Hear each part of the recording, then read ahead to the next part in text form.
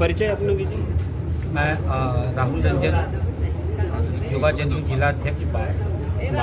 आज का ये क्या कार्यक्रम है इसका? आज का जो कार्यक्रम रखा गया था वो हमारे राष्ट्रीय अध्यक्ष आदरणीय श्री ललन बाबू के आदेशानुसार हम लोग हर ग्राम 10 सशक्त जनता दल यूनाइटेड कार्यकर्ता समीक्षा कर रहे हैं, चयन कर रहे हैं, जिसके लिए आज मोकामा प्रखंड के महेंद्रपुर ग्राम में एक बैठक आयोजित किया गया था। इस बैठक के माध्यम से श्री आदरणीय मुखिया बिहार श्री नीतीश कुमार जी के कार्यों का हम सभी युवा जनता दल यूनाइटेड के कार्यकर्ता संवाद करते हैं आम ग्रामीणों के साथ, और वहीं से 10 सशक्त और समर्पित कार्यकर्ता का चयन करते हैं।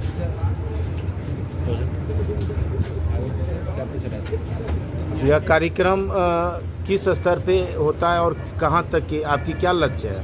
ये हर पंचायत और हर ग्राम से 10-10 सशक्त कार्यकर्ता का पूरे बिहार में चयन होना है। ये पूरे बिहार में कार्यक्रम ये किया जा रहा है। ये कब तक का कार्यक्रम है, कोई लक्ष्य है क्या? जी बिल्कुल, निश्चित तौर पे ये 5 अक्टूबर तक इस कार्य को पूरा कर लेना है बिहार। क्या टारगेट है, कोई लक्ष्य इसका रखा गया है क्या? नहीं, लक्ष्य इसका सिंपल है, हर गांव से 10 सशक्त कार्यकर्ता जनता दल यूनाइटेड के समर्पित कार्यकर्ता का चयन होना है। ऐसा कहा जा रहा है बीजेपी के कुछ कार्यकर्ताओं के द्वारा कि जदयू जो है हमारी सिस्टम को फॉलो कर रही है, इस पे आपका क्या कहना है? क्योंकि इससे पहले जो हर बूथ पे बूथ कमेटी का गठन करना बीजेपी ने शुरुआत किया था, तो क्या लगता है कि उसी के तर्ज पे है या कुछ अलग करना चाहते हैं? मैं इन बातों के बारे में बता दूं, चूँकि बीजेपी हमारी एनडीए का पार्ट है और हमारी एक सहयोगी है बिहार में, और वहीं निश्चित तौर पे कार्यक्रम कोई भी राजनीतिक संगठन चलाती है, कोई अनुसरण नहीं होता है। ये हमारे अपने राष्ट्रीय अध्यक्ष जी की एक सोच है कि हम बूथ स्तर तक, हर ग्राम स्तर तक अपने संगठन को मजबूत करें और नीतीश कुमार जी की विचारधारा को प्रस्तुत करें। ये हमारी किसी की कॉपी की गई कोई व्यवस्था या कोई कार्यक्रम नहीं है।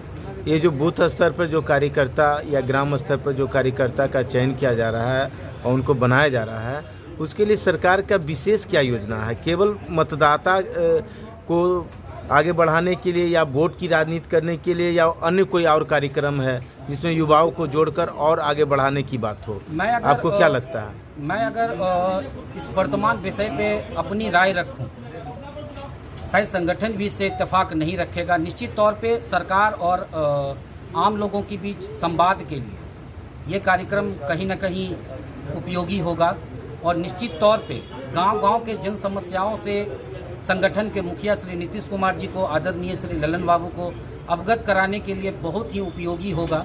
और निश्चित तौर पर अगर एक शब्दों में इसके बारे में बताया जाए तो सरकार और ग्रामीण और आम जन लोगों की संवाद के लिए, ये बनाई के लिए, चाहे शिक्षा की बात हो, चाहे और भी विभिन्न तरह की अगर बात करें, तो निश्चित तौर पे हमारी सरकार युवाओं के लिए चिंतित है और काफ़ी सारा कार्य कर रही है। युवाओं के लिए कौन सा कार्य कर रही है? क्योंकि पिछले बार की जो सरकार थी, आपने भी कहा था कि ये करेंगे, और विपक्षी सरकार जो आरजेडी का भी घोषणा था 10 लाख लोगों का जल्द से जल्द रोजगार, तो उस तरीके से आपकी भी घोषणा पत्र में यह शामिल था कि हम जल्द से जल्द युवाओं को अधिक से अधिक रोजगार देंगे।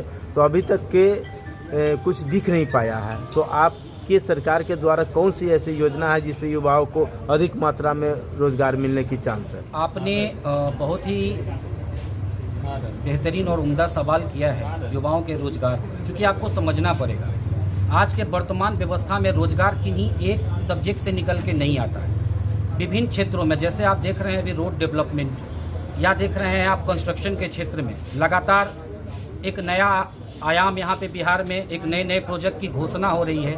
कहीं ना कहीं इससे काफ़ी सारा रोजगार की संभावनाएं हैं। वहीं जहाँ तक बात की जाए